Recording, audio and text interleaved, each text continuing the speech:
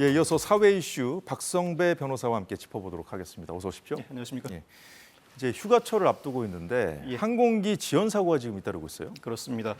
어제 오후 12시 5분경에 인천공항에서 오사카로 출발할 예정이던 TA 항공이 11시간 정도 지연이 됐습니다. 11시간이요? 예, 오후 12시 5분에 바로 탑승하지 못하고 오후 4시까지 밖에서 기다리다가 그제야 탑승을 시작했는데 탑승한 이후로도 3시간 정도를 기다렸다고 합니다. 그 11시간에 3시간이요? 아니요. 그럼 오후 4시까지 8시간에 기다리다가 3시간. 예. 3시간을 기다렸는데 네. 3시간 기다리는 와중에 네. 기내 탑승에 있던 여성 승객이 쓰러지면서 다시 승객들이 모두 다 내립니다.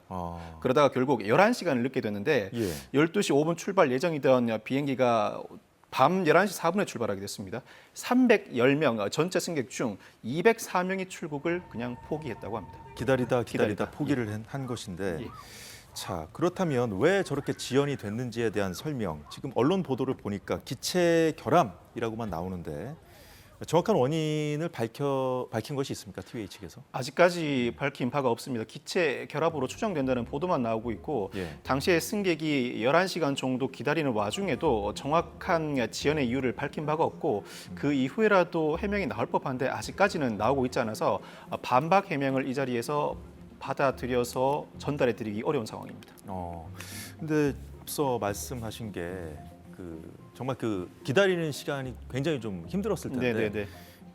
기절하는 승객이 발생했다고 하셨잖아요. 예. 이 사건은 특이하게도 승객들이 탑승하지 못하고 기다리다가 뒤늦게 탑승을 시작하게 되는데 기내에서 출발하려다 또 문제가 발생했던 것 같습니다. 이 승객들 주장에 따르면 테스트를 계속하는 것 같더라. 테스트요? 예, 엔진을 켠 것처럼 웅웅 윙윙 소리가 나는데 순간 기름 냄새가 확 올라오더랍니다. 사람들이 대체로 역하다 토할 것 같다는 반응을 보였는데 급기야 한 여성이 쇼크로 소리를 치면서 쓰러지기까지 했다고 합니다. 그제야 승객들을 모두 다 내리게 했다고 하는데 정확한 이유를 설명하지도 않고 예. 이제는 출발할 것처럼 모두 승객들을 태웠는데 출발하지 않고 계속해서 3시간 동안 기다리게 하고 사람을 쓰러지게까지 하였다. 항공사의 조처에 이해 안 되는 부분들이 많은 사건입니다. 저희 KBS가 승객 한 분과 통화를 한 그 내용이 있는데 한번 들어보죠.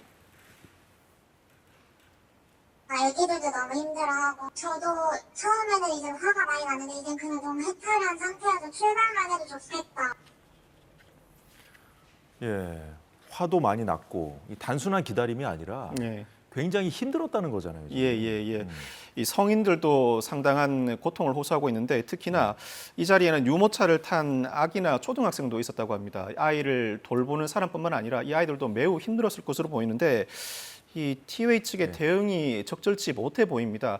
물론 항공사 관련 규정에 따라서 배상은 불가피해 보이는데 거기서 더 나아가서 이와 같은 TWA 측의 조치, 즉 다시 승객들을 비행기에 태웠는데 3시간 동안 기다리게 하고 일부러 쓰러지게 한 조치에 대해서는 소송이 가능한 부분으로 보입니다. 그 이유가 작년 대법원이 연달아 장기간 비행기가 지연된 경우에 항공사가 적절한 조치를 하지 못했다면 약관에 정해진 손해배상 외에도 정신적 손해를 배상해야 한다는 판결을 내놓은 바가 있습니다. 이 사건의 경우에는 장기간 지연도 됐었지만 승객들을 태우고 난 뒤에 3시간 동안 약 테스트에 해당하는 정도의 조치를 취하다가 적기에 출발하지 못했었고 사람이 쓰러지게 하였다.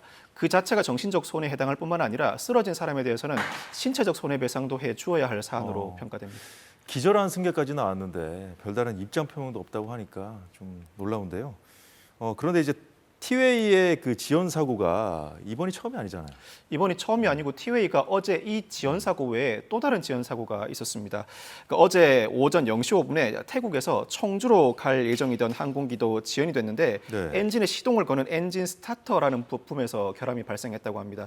결국 부품을 수리 완료한 이후에 약 20시간 정도 지난 후에야 출발을 하게 됐는데 당시에 승객들 125명은 인근 호텔에서 대기했고 TWA 항공은 호텔 및 식사를 제공했고 향후 보상 절차를 진행할 계획이라고 밝혔습니다. 하루에 장기간의 연착 사건이 2차례 발생한 것입니다. 그렇군요.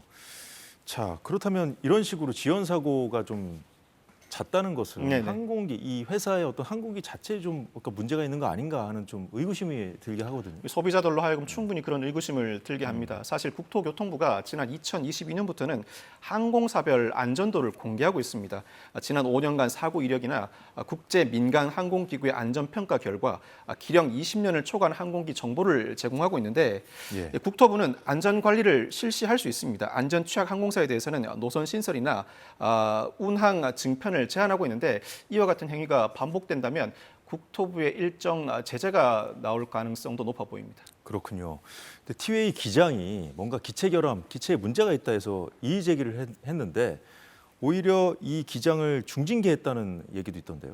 지난 1월에 TA 항공의 A 기장이 베트남에서 인천 공항으로 출발할 비행기를 운전하려고 보니 일부 결함이 발생된 사실을 알게 됐습니다. 예. 이 바퀴 브레이크 패드의 두께를 알려주는 1mm짜리의 핀이 있습니다. 이 핀은 네. 바퀴 브레이크가 패드가 어느 정도 마모되었는지 알 수 없으니까 이 핀이 어느 정도 높이에 올라와 있는지를 보고 브레이크 마모 정도를 판단한답니다. 그런데 이 핀이 1mm 길이 이하로 줄어든 상태였다고 합니다. 예. 사내 규정에 따르면 이 부품은 교체해야 합니다. 그래서 하고 또 출발도 하지 말아야죠. 그런 예, 경우에는. 그렇죠. 교체를 요청했는데 회사의 입장은 당시 외국이다 보니까 예. 현재 부품이 없다. 그리고 1mm 이하여도 안전에는 특별한 문제가 없으니까 일단 출발하라고 지시를 했답니다. 그렇지만 A 기장이 결국 비행을 거부했는데 예. A 기장이 비행을 거부하자 회사가 정직 5개월의 징계를 내립니다. 아니, 비행을 거부하는 게 맞는 거 아닙니까? 비행을 거부하는 게 사실상 맞죠. 예. 당연히 A 기장 측이 이 징계 효력을 즉각 정지시키기 위해서 법원에 가처분 신청을 냈고 법원도 A 기장의 손을 들어줬습니다. 비행 안전을 위해서는 징계에 대한 두려움 없이 원칙에 따라 업무를 수행할 수 있어야 한다는 판시였는데 이 징계 효력을 원천적으로 상실시키기 위해서는 지방노동위원회를 거쳐야 합니다. 서울진호위도 이 부당 정직 구제 신청에 대해서 A 기장의 손을 들어줬는데 티웨이 측은 법적 불복을 이어나갈 방침입니다. 예. 핀 길이가 0mm 이상이면 안전에 큰 문제가 없고 A 기장이 과거에도 1mm 이하인 경우에도 운항한 바가 있다는 사유를 들고 있습니다. 아니 승객들은 당연히 여객기가 안전할 거라고 믿고 타는 거잖아요. 네네네. 예. 근데 이렇게 하면 안 되겠죠. 예. 다음 소식 살펴보도록 하겠습니다. 자, 박세리 재단, 이 박세리 씨 아버지를 고소한 사건이 있었잖아요. 네네. 시끄러웠는데 그 배경에 이 네네. 3천억 원대 새만금 레저 사업이 있었다는 후속 보도가 나왔어요. 그렇습니다. 이 새만금 개발청이 지난 2022년 6월에 이 해양 레저 관광 복합단지 개발 사업을 진행하는데 그 사업에 민간 사업자를 참여시킵니다. 결국 6개사로 구성된 이 컨소시엄 이 민간 사업자가 우선 협상 대상자로 지정되는데 이 민간 사업자는 해양 골프장, 레포트 센터, 요트 빌리지, 국제 골프학교 조성 등을 제안했습니다. 즉 민간 사업자가 낸 사업 계획서에 박세리 희망재단이 참여하는 국제 골프학교 사업이 명시되어 있었는데 여기에 박 씨 부친이 자신을 재단 회장이라고 칭하면서 박세리 희망재단의 도장을 도용한 것으로 주장된다는 것이 새만금 개발청의 설명입니다. 단순히 뭐 골프학교 하나 세우는 그런 문제가 아니었고 좀 거대한 이권과 그렇습니다. 관련된 그런 문제였군요. 예.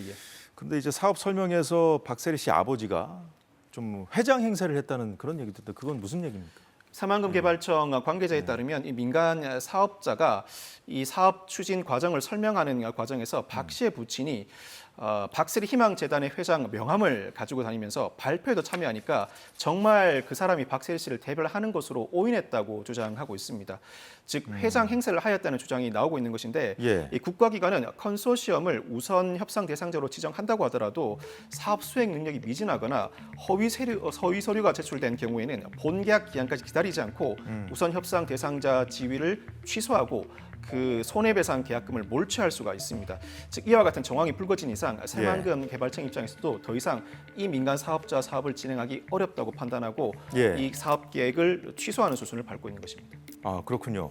자, 그렇다면은 일단은 우선 협상자 지정은 취소했는데 이 새만금 개발 사업의 차질 피해로 이어질 우려는 없습니까? 그렇지는 않다고 설명하고 있습니다. 이 사업 자체가 국고가 소요되는 사업이 아니라 민간 자본으로 추진하는 사업이라서 이 여파에 따른 국고 손실은 없다고 하고 이 복합단지 사업 기간이 2030년까지 시간이 많이 남아 있기 때문에 당장 큰 문제가 발생하지는 않는다고 합니다. 관련된 법적 쟁점이 마무리되는 대로 우선 협상 대상자를 다시 지정할 예정이라고 합니다. 예, 박세리 씨 부친이 수사를 받고 있는 그 상황 소식에 대해서 좀 얘기를 해봤습니다. 예, 오늘 여기까지 듣겠습니다. 지금까지 박성배 변호사였습니다. 네, 사사건건 오늘 준비한 소식 모두 전해드렸고요. 저희는 다음 주 월요일에 다시 찾아뵙겠습니다. 즐거운 주말 되시기 바랍니다.